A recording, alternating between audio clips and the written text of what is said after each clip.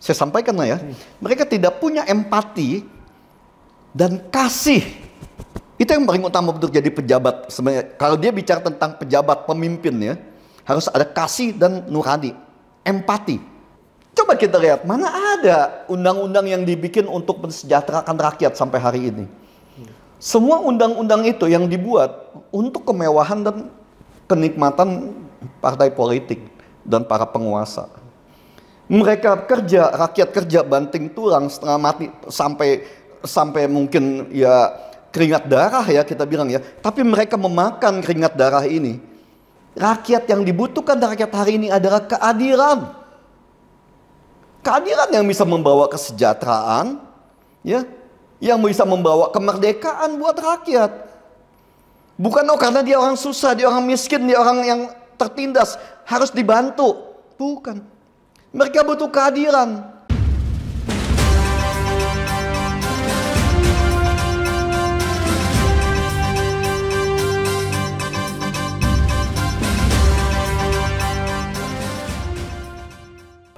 Halo Sobat Uta, kembali lagi di Uta Bicara, talk show-nya Uta 45 Jakarta, ruang berbagi masalah terkini, meluaskan informasi, dan temukan solusi. Nah, pada siang hari ini kita kembali lagi dengan narasumber kita, Pak Rudi Darsono, Ketua Dewan Pembina Yayasan 17 Agustus 1945 Jakarta. Gimana Pak kabarnya Pak? Harus baik. Harus baik. Oke Pak, ini kan kita melihat nih banyak kasus-kasus yang mulai mencuat nih Pak belakangan ini. Mulai dari adanya banyaknya Markus-Markus yang mulai terungkap nama-namanya. Lalu juga dengan adanya demonstrasi-demonstrasi dari bupati-bupati. Lalu pesta di DPR.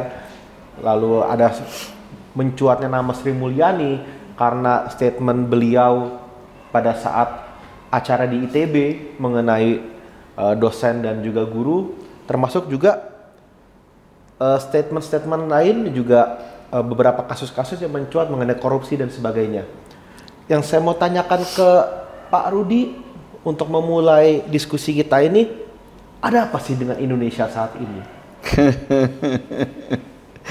Jadi ada apa dengan Indonesia saat ini ya? Ada sesuatu yang sangat mengganggu bagi kita para akademisi dan kelompok yang ingin bangsa ini mempunyai masa depan. Ya, kita nggak ngomong kelompok nasionalis lah, karena kata-kata nasionalis itu sudah terlalu banyak dimanipulasi untuk para penguasa ini berdagang. Ya, jadi memperdagangkan kata-kata kemerdekaan, nasionalisme. Jadi mereka korupsi atas nama nasionalis, korupsi atas nama bangsa yang merdeka, ya, korupsi atas nama demokrasi. Jadi kadang-kadang masalah kita yang utama adalah moralitas. Ya, begitu rendahnya moralitas bangsa kita sehingga kehormatan dan martabat kita itu hanya diukur seberapa banyak kamu punya uang, seberapa banyak kekayaan kamu. Jadi bangsa ini tidak lagi berbicara tentang moralitas, integritas, dan kapabilitas di sini. Ya. Oke, Pak. Itu masalah kita. Oke, kita bicara mengenai banyaknya uang yang berkuasa ya. Ya. Yang berbicara di negara ini. Ini kan juga ada satu hal yang menarik mengenai kasusnya Ferry Hongkiriwang atau Ferry Boboho. Ini kan diharapkan kan ini menjadi pintu masuk untuk maklar-maklar kasus yang berada di lingkungan Kejaksaan Agung.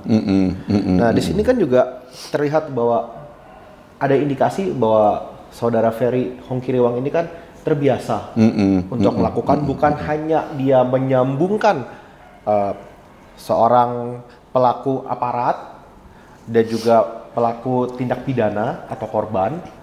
Ini kan dia juga sepertinya terbiasa dengan merancang skenario. Mau itu penghentian penyidikan, mau itu peningkatan penyidikan, maupun ya segala macam yang mengenai kasus tersebut lah skenarionya.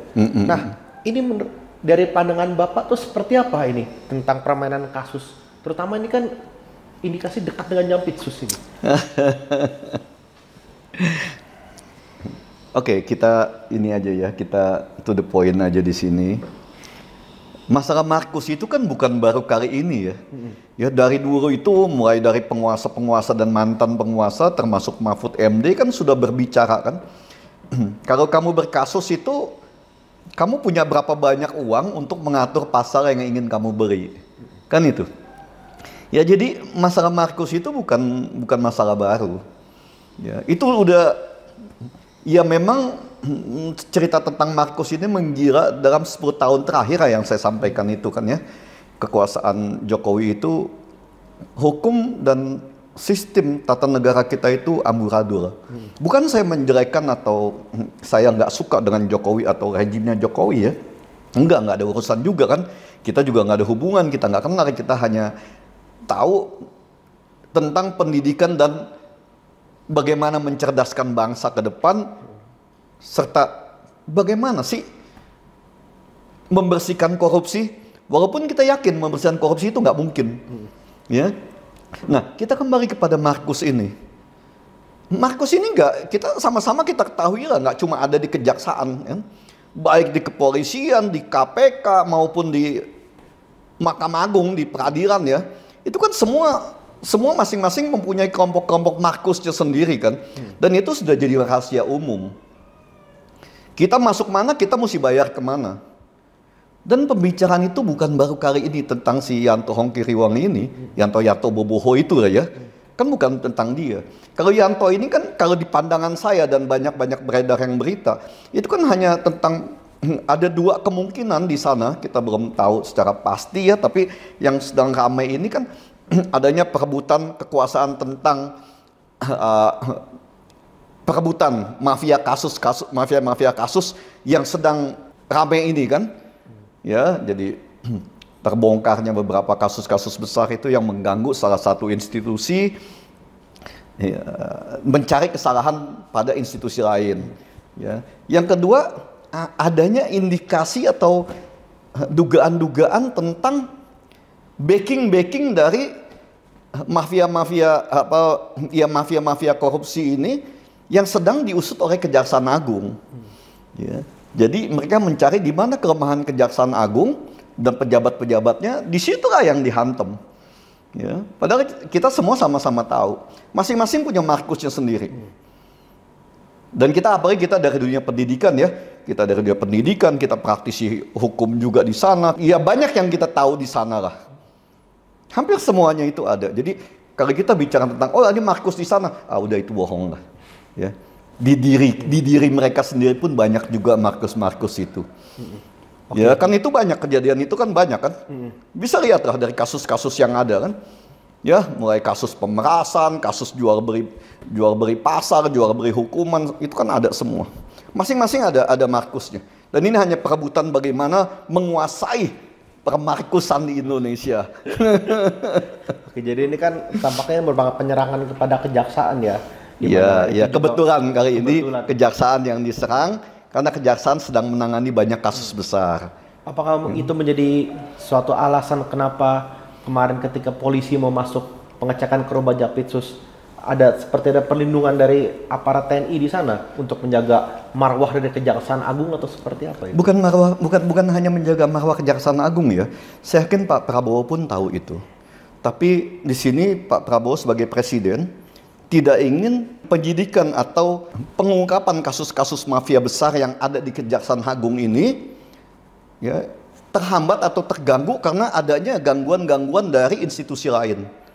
Ya, jadi untuk saat ini Pak Prabowo tidak ingin terganggu proses yang sedang berjalan di Kejaksaan Agung.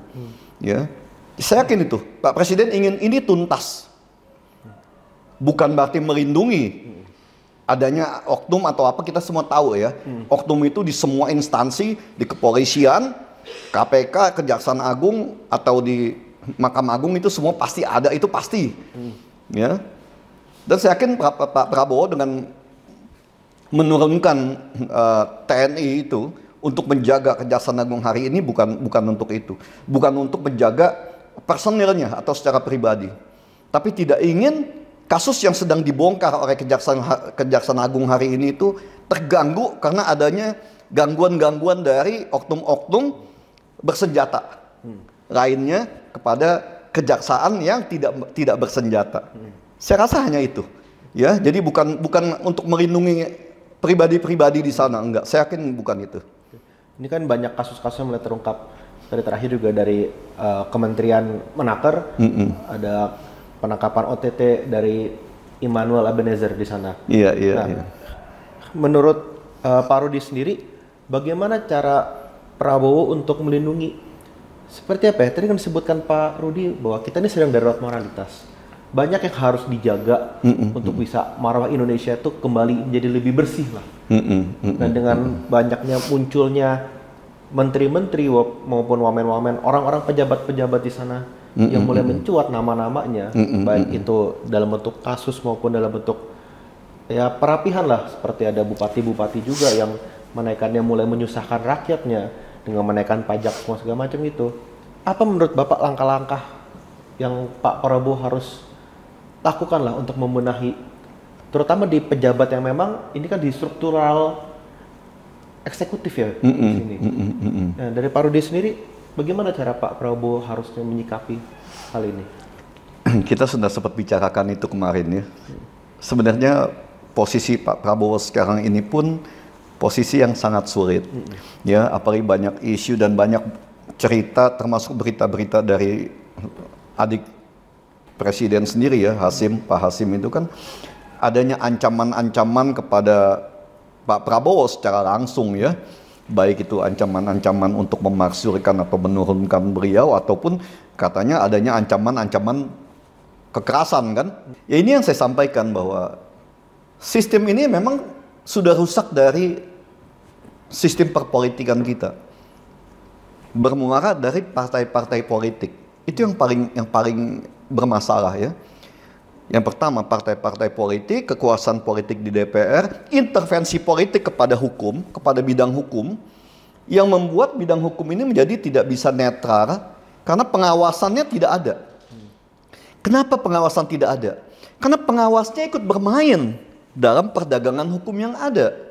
Itu yang bermasalah, yang membuat penegak hukum ini, oknum-oknum di sini yang tadinya hanya oknum, berubah menjadi sebuah sindikat, mafia yang ada di dalam lembaga hukum secara resmi.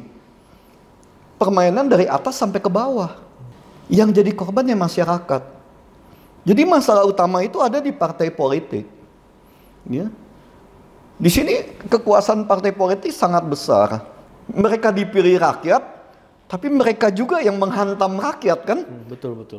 Coba kita lihat, mana ada undang-undang yang dibikin untuk mensejahterakan rakyat sampai hari ini. Semua undang-undang itu yang dibuat untuk kemewahan dan kenikmatan partai politik dan para penguasa. Rakyat hanya menjadi tumbalnya aja, ini kan kambing hitam. Ada apa-apa disalahkan rakyat, ada apa-apa disalahkan rakyat. Ya mereka yang berpesta, rakyat yang harus menderita. Kan ini yang ada kan? Pajak semua disikat hanya untuk kemewahan dan kesenangan para pejabat. Itu menjadi hal yang menarik sendiri. Karena ini kan kita lihat nih sekarang, di mana DPR berpesta. Mereka ketika kemarin ada kenaikan tunjangan beras dari 10 menjadi 12 juta, kenaikan tunjangan bensin dari 5 sampai 7 juta, ada juga tunjangan komunikasi, pulsa 15,5 juta. Dari Pak Rudi sendiri, ini kan kita tahu Pak Rudi kan backgroundnya kan dari pengusaha yang memang sudah ya sampai ke luar negeri lah ya.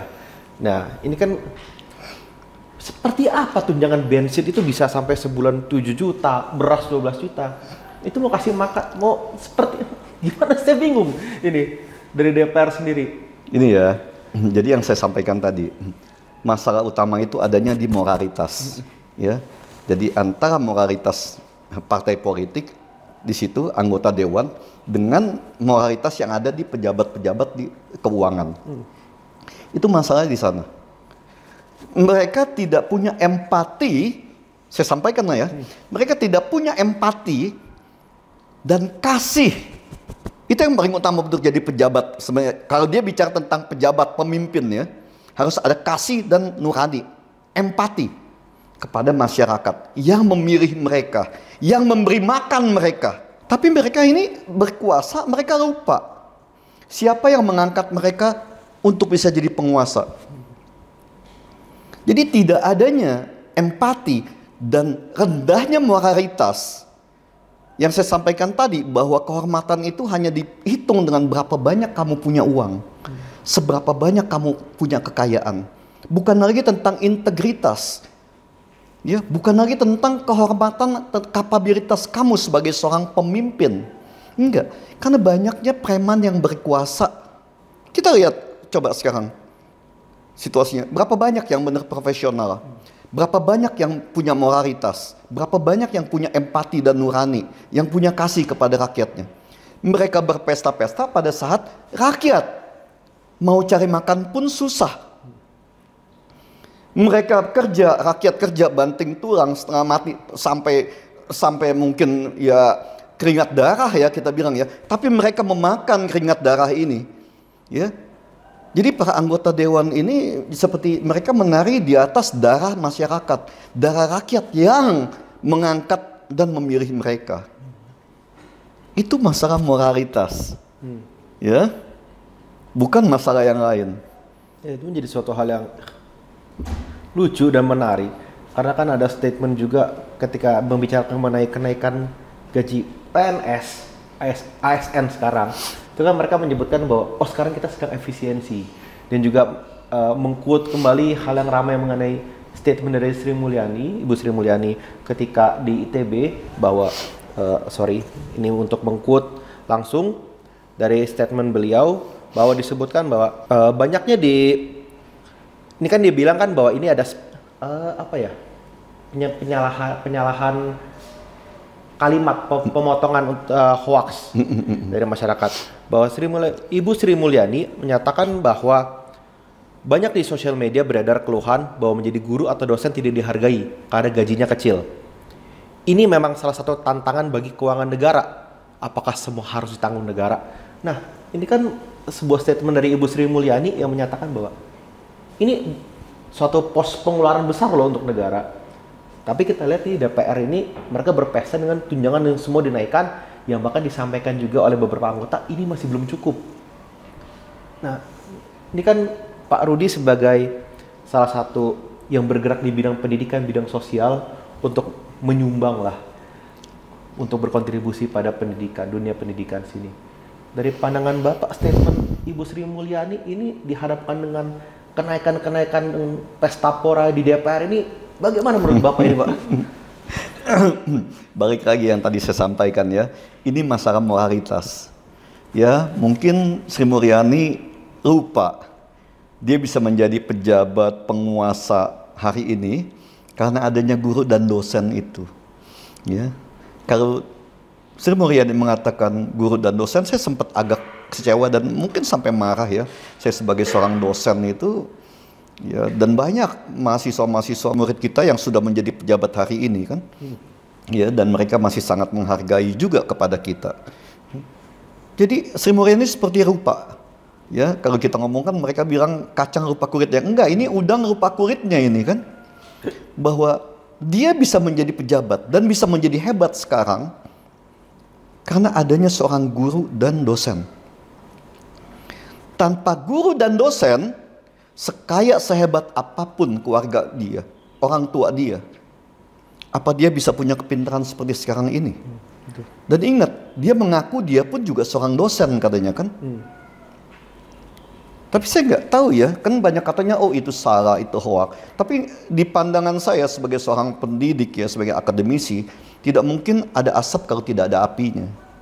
Ya.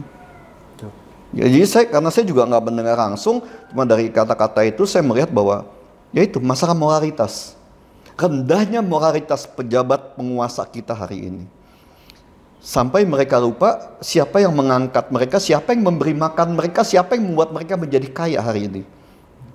Kan itu, rakyat di bawah yang banting tulang hari ini sampai keluar keringat darah untuk memberi makan mereka dan keluarganya bisa berpesta pora.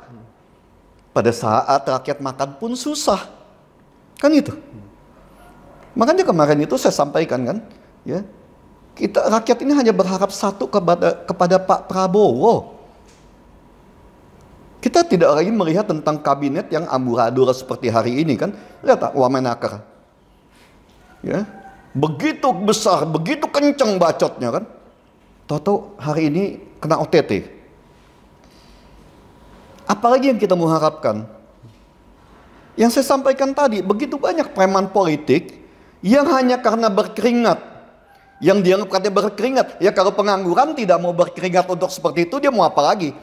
Kalau namanya pengusaha, nggak mungkin lah mereka bisa seperti itu kan. Berapa banyak saya menyumbang untuk bisa adanya relawan-relawan dari zaman Jokowi kan, untuk bisa berpartisipasi. Ayo kita sukseskan Jokowi pada hari itu 2013. Karena kita anggap Jokowi bersih dan bisa membuat Indonesia ada masa depan yang lebih baik pasti. Karena kita menganggap Jokowi hari itu tidak punya hubungan dengan masa lalu, orang baru dan orang bersih. Ternyata kepemimpinan membuat Indonesia hari ini menjadi kacau balau kan. Sistem tata negara kita hancur. Hukum kita sudah nggak jelas mau dijadiin apa. Lebih banyak preman daripada penegak hukum yang ada di dalam institusi itu. Lebih banyak pedagang hukum. Kan itu, bukan nggak ada yang baik saya bilang ya. Tapi yang saya sampaikan tadi, lebih banyak banditnya dibanding mereka yang mengabdi untuk negeri ini. Nah, itu permasalahan utama. Ini kan banyak menteri yang sekarang muncul yang bermasalah ini kan berasal dari masa kepemimpinan Pak Jokowi. Dan juga ada beberapa yang justru kepala-kepala relawan ini. Seperti Pak Immanuel Ebenezer itu dari Jokowi Mania. Ya ada beberapa lah di kalangan pejabat yang memang sekarang namanya mencuat, mereka berkasus itu dari kubu yang dulu mendukung Pak Jokowi ini. Kubu-kubu aktivis pendukung. Apakah ini menjadi cerminan sendiri dari masa kepemimpinan Pak Jokowi yang memfokuskan posisi-posisi strategis itu kepada relawan-relawannya, atau memang moralitas dari kepala-kepala pejabat-pejabatnya ini aja, atau memang ini secara sistematis sudah bermasalah ini Pak? Gini ya, kita harus akuin Jokowi itu, masalah Jokowi kan dia bukan siapa-siapa, tidak punya basic dukungan secara ideologis. Ya, dia naik hanya karena dukungan Pak Prabowo dan Ibu Megawati pada hari itu. Ya, PDIP dan Gerindra. Ya, tanpa PDIP dan Gerindra mereka itu, Jokowi kan bukan siapa-siapa. Itu yang harus kita ketahui. Nah, begitu berkuasa, yang saya sampaikan, penguasa kita itu kadang suka lupa, ya, dari mana dia berasal. Itu yang bermasalah. Makanya saya bilang, permasalahan utama itu ada di partai politik. Partai politik sebagai pengawas yang duduk di DPR pun, yang harusnya mengawasi eksekutif dan membuat undang-undang yang bisa mensejahterakan rakyat, mereka pun lupa. Jadi ini seperti satu sindikat, satu kelompok yang bagaimana mereka bekerja sama untuk memeras rakyat. Ini kenyataan hari ini. Ya, semua dipajakin. Sampai dengar musik pun kita nggak bisa hari ini kan. Agak aneh ini. Yang satu yang paling aneh, saya baru balik kemarin ya. Saya baru balik kemarin itu, saya dari Jepang. Sampai mereka pun bertanya, oh Indonesia Raya juga nyanyi itu, ini lagu kebangsaan yang di seluruh dunia, itu mereka ingin lagu kebangsaannya itu bisa jadi kebanggaan di dunia. Di kita, lagu kebangsaan pun akan dikenakan royalti. Kan itu. Saya nggak nyambung ini masalahnya adanya di mana gitu kan. Ya saya sampaikan tadi, bagaimana sekarang ini bisa memeras rakyat sebanyak-banyaknya. Saya nggak tahu ini kesalahan ada di mana, saya nggak tahu. Tapi permasalahan utama ada di partai politik. Ya, mereka ini kan hasil produk politik semua. Yang dilakukan pemilihan tapi tanpa pengawasan. Kan gitu. Kalau semua kita mesti bebankan kepada Pak Prabowo, seberapa banyak sih mata yang dia bisa taruh? Kan gak mungkin. Makanya ditaruhlah banyak menteri di sana. Tapi kan seperti gak berfungsi di situ kementerian. Ya seperti kejadian Wamenakar hari ini. Masing-masing kerja untuk dirinya pribadi kan. Yang tidak mau cawe-cawe untuk ikut korupsi, ya dia mundur, nggak ikut-ikutan. tapi juga tidak ikut mengawasi dan memberantas atau membatasi korupsi itu. Jadi masing-masing ada yang cari aman, yang penting dapat jabatan, dapat kehormatan sebagai pejabat, dan dapat uang untuk gaji, tunjangan, dan semua segala macam. Yang punya kesempatan mereka bermain bagaimana memeras rakyat dengan kekuasaan yang mereka punya. Kan banyak sekali kejadiannya kan. Sampai pulau pun mau dijual, pulau dikerjasamakan. Ya. Yang saya sampaikan, kalau kita ngomong ya, saya ada sedikit investasi, saya ada usaha di Cina, ya di Amerika ada kecil-kecil sana. Mereka itu nggak aneh-aneh. Siapapun boleh berusaha di sana. Kamu mau bangsa apapun, kamu boleh berusaha dan berinvestasi di Cina. Dengan satu catatan, di mana kamu berinvestasi, di situ investasi kamu harus berguna dan bermanfaat buat rakyat setempat. Bukan kamu investasi di situ, rakyat kamu gusur, kamu usir. Bukan. Investasi negara harus hadir. Bahwa investasi dari investor itu harus mensejahterakan rakyat setempat. Itu baru pemerintah. Ini kan pedagang ini. Ya, yang penting udah gue dagang kekuasaan gue kasih tuh izin di sana. Ya, terserah deh lo mau apain di itu daerah. Kita mau apa? Kan kekuasaan di tangan mereka. Kita hanya bisa ngomong aja kan. Kita nggak bisa apa-apa juga. Kita ngomong pun nggak didengar. Nggak ada guna. Ya, makanya situasi seperti ini yang seperti kasus di Pati kemarin, ya di Bone, berkembang ini udah cukup banyak ini kan. Rakyat sudah muak. Kesabaran sudah hampir habis. Kita mengharapkan ada sedikitlah moralitas daripada penguasa ini untuk bisa merubah tabiat rakus dan serakah mereka. Yang Prabowo sampaikan itu serakah nomik. Kan itu kan? Ya. Ya karena ini udah kita dikuasain oleh para buaya yang apapun dimakan, bangkai pun dimakan di sini. Dia lupa rakyat kelaparan. Rakyat susah. Mereka tetap bersenang-senang, berjoget-joget di sana kan. Ya. Menambah pundi-pundinya dengan menaikkan semau-maunya kan.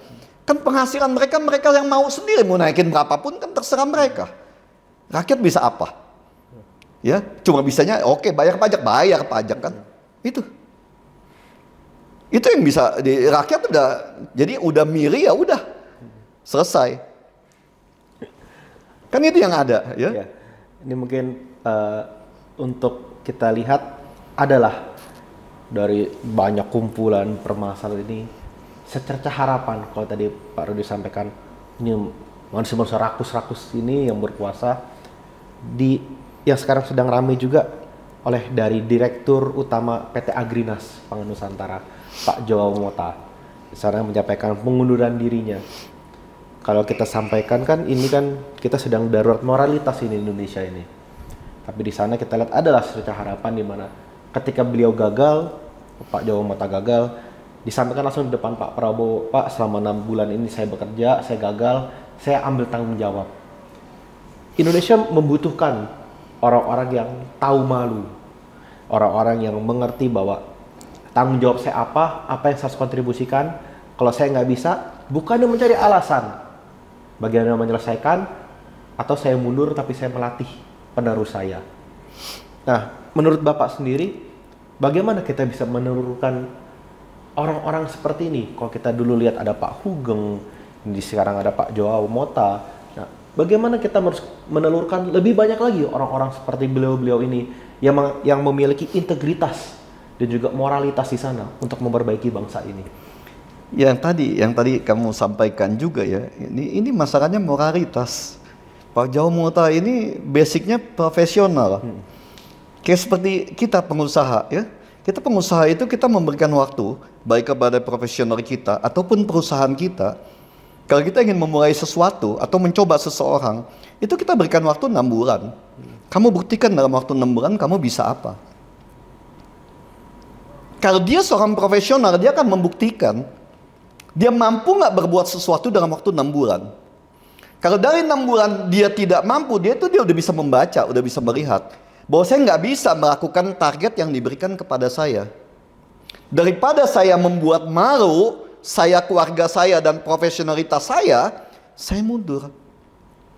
Tapi yang saya sampaikan, bangsa ini lebih banyak hari ini dipimpin oleh preman dan pencari kerja. Bukan seorang yang dibilang itu adalah pengabdian atau profesional. Bukan. Tapi pencari kerja dan preman. Jadi orang-orang seperti Zhao Mota itu ya, bukan yang tadi saya sampaikan juga, bukan yang nggak ada orang-orang baik. Ada. Tapi ya, karena situasi politik seperti ini, ya orang baiknya ini ya tersingkir. Yang naik ya kebanyakannya, ya itu, preman, pencari kerja, dan orang-orang yang memang berambisi untuk mencari kekuasaan semata. Tidak lagi berpikir tentang profesionalitas, apalagi masyarakat, rakyatnya nggak ada. Rakyat udah pilih gue, ya udah. Ya, kalau rakyat mau turunin, kan saya profesional, saya konstitusional. Padahal yang milih rakyat. Tapi begitu rakyat mau nurunin, dia bilang saya konstitusi. Ya, kan rakyat mau nurunin juga secara konstitusi. Itu kelemahan kita. Karena pemilih tidak bisa punya kemampuan untuk mencopot. Beda dengan di Amerika. Amerika ada satu konstitusi, ya, di mana kalau rakyat menyatakan mosi tidak percaya, pejabat harus turun. Ada dalam konstitusi. Kalau di Jepang itu ada rasa malu. Kok di sini kan kita konstitusinya nggak ada, rasa malu juga nggak ada, kan gitu. Ya nggak bisa apa-apa juga, rakyat nggak bisa apa-apa karena memang konstitusi dan undang-undang dibuat untuk kepentingan mereka, bukan untuk kepentingan kesejahteraan dan keadilan. Yang harus diingat satu, ya, ini harus dicamkan kita semua. Rakyat tuh nggak minta dikasihani. Ya tuh. Enggak, oh ini kasihan, oh ini mesti saya bantu. Enggak, bukan. Rakyat yang dibutuhkan rakyat hari ini adalah keadilan.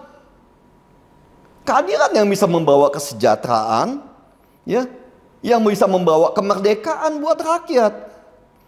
Bukan karena dia orang susah, dia orang miskin, dia orang yang tertindas harus dibantu. Bukan. Mereka butuh keadilan. Kalau keadilan itu ada, dijalankan pemerintahan atau negara ini sesuai dengan undang-undang dasar, sesuai dengan konstitusi Pancasila, ideologi kita. Nggak ada nih yang begini-beginian. Tapi mereka ini menjual Pancasila, menjual kata-kata undang-undang dasar, menjual tentang ideologi kebangsaan, hanya untuk berkuasa. Hanya untuk memanipulasi dan menipu masyarakat seolah-olah mereka orang baik. Coba lihat koruptor yang ketangkep ini, koruptor kan dia ketangkep kan? Coba sebelum ketangkep. Waduh, ngomongnya kan baik-baik, bagus-bagus semuanya. Ya. Supaya dia menjual omongan dia agar mendapatkan simpati. Padahal busuknya di dalam itu kan sudah rusak, sudah akut. Ya itulah kenyataan Indonesia hari ini. Serakah nomik menguasai kita semua di sini. Ya. Jadi nggak bisa dihindarin itu. Oke, untuk pertanyaan terakhir yang saya penasaran itu, apa opini Pak Rudi mengenai bagaimana sih cara kita memperbaiki moralitas Indonesia? Nggak bisa. Nggak bisa. Karena memang moralnya udah bejat. Ya, penguasa ini mereka udah lupa siapa mereka. Satu-satunya harapan kita dukung penuh Pak Prabowo. Karena beliau yang berkuasa hari ini. Kita dukung penuh, kita yakin Pak Prabowo dengan semua yang sudah dimiliki. Dan saya yakin juga hari ini Pak Prabowo sudah nggak punya kepentingan apapun untuk pribadinya. Biar beliau membersihkan ini. Kita dukung sama-sama supaya beliau pun punya kemampuan dan merasa didukung oleh masyarakatnya, rakyatnya. Yang bisa memperkuat dan menguatkan Pak Prabowo hanyalah dukungan rakyat.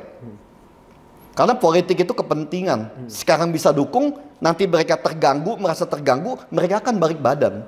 Itu politik. Yang bisa membantu yang saya sampaikan tadi, membantu mendukung menguatkan Pak Prabowo, dukungan rakyat. Ya, jadi saya menghimbau semuanya, ayo sama-sama seperti yang saya sampaikan di 17 Agustus kan. Di rumah saya semuanya harus mendukung kepada Pak Prabowo. Saya ingin Pak Prabowo membersihkan negeri ini dari sampah-sampah serakah nomik. Sampah-sampah mereka yang bermental dan bermoral koruptor. Itu yang harus kita dukung, ya. Supaya bangsa kita punya harapan. Kalau hari ini kalau ngomong bagaimana harapan saya, enggak, selama mereka moralnya seperti ini, moral bandit semua, preman, enggak ada harapan kita. Apalagi yang kita mau harapin? Karena kekuasaan kan ada di politik, di partai politik. Kalau partai politiknya seperti ini, kamu ngarepin apa? Hah? Nggak bisa. Oke, kalau gitu. Terima kasih Pak Rudi atas waktunya. Jadi Sobat Uta, mari kita dukung penuh pemerintahan Pak Prabowo. Bagaimana beliau untuk membersihkan moralitas, membersihkan korupsi, membersihkan, kalau disampaikan tadi, manusia, pejabat-pejabat yang sudah penuh dengan serakah nomik sini. Jadi kembali lagi nanti di Uta Bicara, talk show-nya Uta 45 Jakarta, ruang berbagi masalah terkini, meluaskan informasi dan temukan solusi. Jangan lupa like, subscribe, dan share video ini. Terima kasih Pak Rudi. Oke, makasih ya. Oke, makasih.